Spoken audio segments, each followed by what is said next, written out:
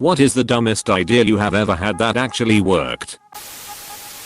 So it was my mom's birthday, we are barbecuing and we got her to stay inside and prep food so we can decorate the front with balloons and streamers and what have you.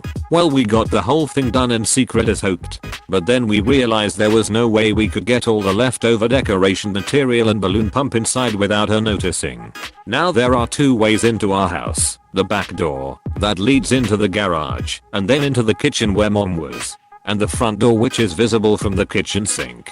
So, I told my brother I would go in from the back door and distract her while he brought the stuff in through the front and down the hall past the kitchen. Once I got in the kitchen, it had occurred to me that I had no plan of attack, so I legit just said, "Hey mom, look at this dance I made," and started like swaying and bopping up and down and doing jazz hands and going la la la la. Mind you, I'm like 17 years old in this scenario. So she's just watching me, and when bro comes in and is sneaking through the hall behind her with all the stuff, I keep telling her, "Wait, it's about to get good," and she kept watching in confusion. The second he was in the clear, I stopped and said, "Okay, that's it," and that was that. We succeeded. Edit. Wow. Thanks for the gold. It's my first award. In my freshman year of college, my grades were really not great, and my parents were really strict about getting good grades. When my dad asked to see my grades, I panicked and did the inspect command on the computer, where you can change typefaces on the screen to read different words and letters. I changed all of my shitty grades to good grades. My dad was so happy that I did good my first year of school. He asked me to print my results. I did. And turns out he had to send them to our car insurance company for a good student discount. Ultimately, I committed insurance fraud by accident, but I got the discount. When I was like 7 years old, I was playing in my back garden with those incredibly bouncy little balls you got, just bouncing them high off the house and letting them bounce randomly before trying to catch them, as you did. One time I went for this huge throw off the wall, and it bounced crazily off various surfaces so fast I completely lost track of it. So my 7-year-old logic was to stand back in the same place and throw another ball the same way. I watched it bounce this way and that about 10 times before finally hitting a plant and coming to a rest in a flower bed. I went over to pull back the foliage and sure enough there were both balls literally lying touching each other in the mud. At the time I was like, yep, makes sense. But over the years, since then I've often thought about it and how the hell it worked. I used to do the same thing. As I threw the second ball I would say, "Brother, go find your brother." Worked way more often than it should have. Wearing a motorcycle helmet while snow blowing. I did it because I missed riding. It kept my face warm, and when snow would fly back at me the visor would protect me. OMG, this has to be the stupidest looking activity, but so effective. Snowblower XTRENE. My dad mows the lawn in like full painter's respirator gear and a bandana over his face, like an old Tommy bank robber. He looks ducking ridiculous, but his grunt allergies hardly act up at all.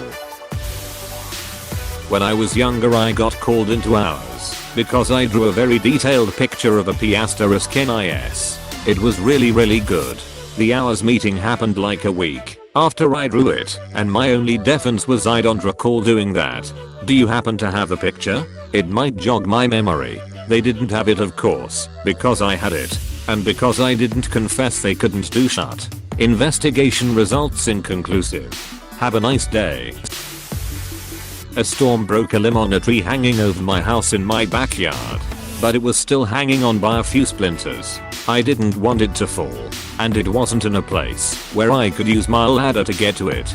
So I found some rope, tied a brick to it, threw the brick and rope over the limb, made a crude rope swing, and swung and pulled at the branch until it finished breaking. It wasn't until I was using the chainsaw to cut it up that I realized how many times during my stupid idea I could have easily hurt or even killed myself. Our power was out due to a storm. I had a camp stove to use for boiling water to make a coffee pour through, but I couldn't use my electric grinder for the coffee beans. I tried fashioning a mortar and pestle, but it was taking too long. So, I put the coffee beans in a couple of Ziploc bags, placed the bag right behind the car tire, then ran over it back and forth a couple of times to crush the beans. Worked like a charm. Edit to at, lol it took reading through a few comments, but now I see I wrote mortal and not mortar. I tried fashioning a mortal calm down there Prometheus. I can see why that would be too long. Usually takes about 9 months. A friend and I once snuck 15 people into a warp tour by giving them some bracelets from a party supply store and clipboards full of paper. Walked up to the side gate and said we were with Rock the Vote. The security guard waved us right in. Edit. Thanks for the silver. I forgot to bring a resume to a job interview, but I had an index card in my bag. I cut the index card in half and wrote my name, my contact info, and creative problem solver in my best handwriting, and gave a copy of my business card to both the interviewers. I got the job. When I was young and broke, I bought a sofa from a used furniture store. I had no way to take the sofa home. I went to a used car lot a couple of blocks away and took a truck for a test drive. I bought some furniture at IKEA and didn't have a good way to get it home. So called a fancy Uber and had a bemused driver take me and my stuff home. He even offered to help load and unload everything. Back in high school, I stopped by one of my teacher's rooms after club to ask him some questions about our homework. When I walked in, I noticed he was grading some of our tests. Of note, all of his tests were made up of multiple choice, true/false, or matching, and all of the answers were bubbled in. What I noticed was that instead of using an answer key to grade, he was just placing a stencil over the paper with the correct bubble punched out. The stencil wasn't transparent, so all it showed was whether we bubbled in the right answer or not. Flash forward to our next test, and I'm stuck on a T/F question. Knowing how he graded, I figured it'd bubble in both T and F, and if he caught it, it would be easy enough to claim it was an accident. Well, he didn't catch it, and I used that trick the rest of the year for a little extra boost on all of his tests. Not my idea but my mom's. I dropped one of my earrings and couldn't find it, so she threw my other earring K on the floor, and it happened to land next to the first one. Put Jesus in his Wi-Fi buttwood in church. It worked. Huh. Jesus really is the answer. He is the way, the truth, and the Wi-Fi. I'm stuck on a cliff, but if I jump at a really sharp angle at that gravel field, I could just slide down there and be fine. Just like in TV, every time I think about this I'm amazed I'm not either flattened by a rock or impact against something.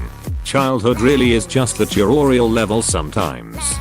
Childhood is just a game in attempting death in any way possible. In college I was taking a class that required me to purchase an online textbook and workbook that was registered under your name. Basically ensuring that each student would have to buy a new online copy each semester instead of buying used textbooks. I had a friend who took this class a semester before me, so we came up with the idea to message customer service and explain that I had recently gotten married, so my last name had changed, and I legally changed my first name from my friend's first name to my first name, and I would need them to change it in their system. It totally worked, and the rep even congratulated me on my marriage. I think it's nearly criminal to enforce students to buy new books instead of used ones, especially when it's the professor's own textbook. I've never had a prof who wrote the textbook, but for one class another prof had written the textbook. First day of class the writing prof showed up and butted around a flash drive with his book on it. Real estate told me I had to have the carpets professionally cleaned, wasn't in the contract, or I'd lose my $800 bond. I did some research and found out I could become an accredited carpet cleaner as there are no official licensing boards in my state. So, I did what any sane person would do. I paid the $85, did the online course, and got my certificate, registered a business name, ABN etc etc. All free, handed the property management a copy of my accreditation and an invoice for services. I became a professional carpet cleaner and launched a vacate cleaning business that is still going 6 months later. Edit to at, I did clean the carpets. They claimed I didn't and required a professional cleaner's invoice as proof. So I gave them the proof. I did not charge the real estate agency. It was a copy of the invoice they claimed to require. I do professional housekeeping and cleaning for vacating a property at the end of lease. To end you get maximum bond back. I help people who are being unfairly treated by their property management and advise them on what steps to take in regards to cleaning, repairs etc. With the return of the bond and some smart shopping, I was able to purchase my own equipment to continue the job. I then claimed those costs back on tax. I wrote this and fell asleep, so waking up to a bunch of silvers and a gold is pretty damn cool. Thank you Reddit and your love for spite. This idea cold easily gotten me fired if it went wrong. I was working as art director at an animation studio, making videos for clients. One client was especially pesky about the use of yellow in the background. They wanted it to be that of their logo, which was this horrible neon plus yellow. We advised against it, but after numerous calls we had to cave and gave a version with that color. They hated it and asked for a change. What followed were 12 versions with numerous calls in between, tweaking the color over and over. Eventually I got tired of it and just sent the original version again. I didn't even bother to rename the file. The client said this looks exactly the way I wanted.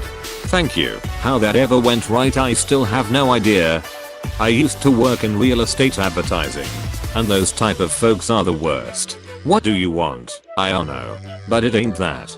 Are you ducking serious RN? No. This is worse. What do you want? Well see, I have this very specific idea that you and absolutely everyone knows will be / look like shit, but I need to see it in person so I can ask you why you made my ID look like shit. Lovely. Apostrophe.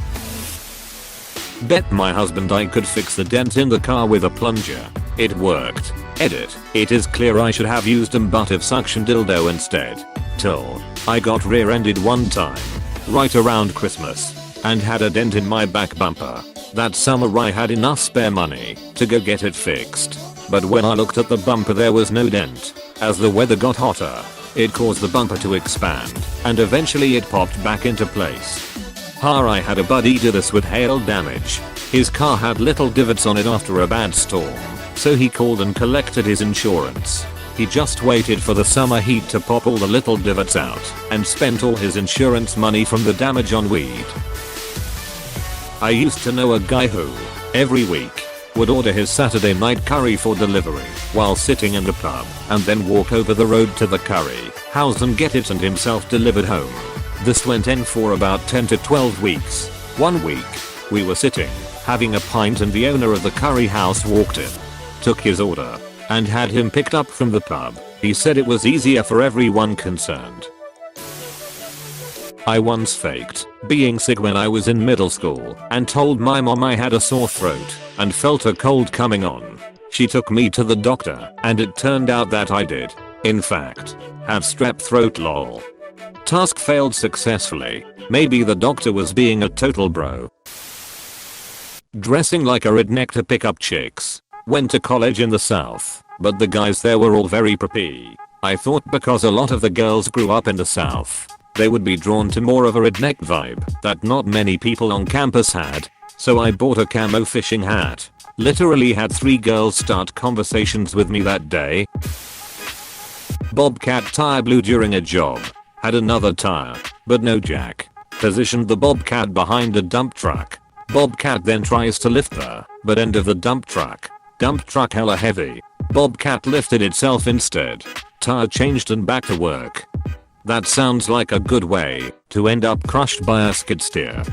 It was a dicey situation to say the least, but it was far superior to any other idea being suggested at the time. I even remember me saying this is a bad idea, and it was my idea.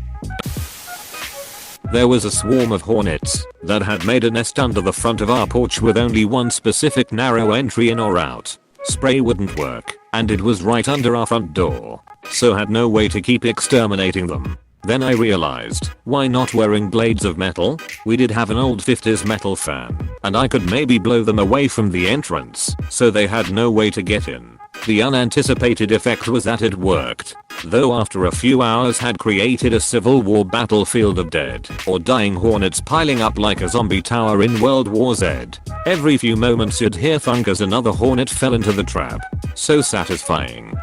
If you needed to prevent them getting inside, couldn't you have just taped over the small hole then?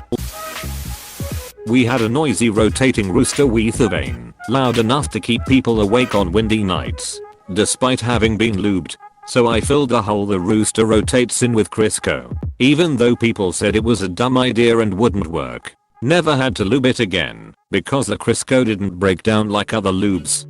I have a similar story. Kitchen shears rusted at the joint between the two blades to the point where it took significant pressure just to move them at all. Googled solutions that seemed tedious and required buying food grade cleaners and lubrication, which didn't seem worth it for cheap kitchen shears. So I just dropped some olive oil in there and they've been fine since.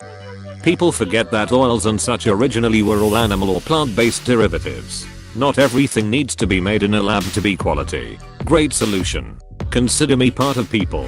Thanks for the reminder.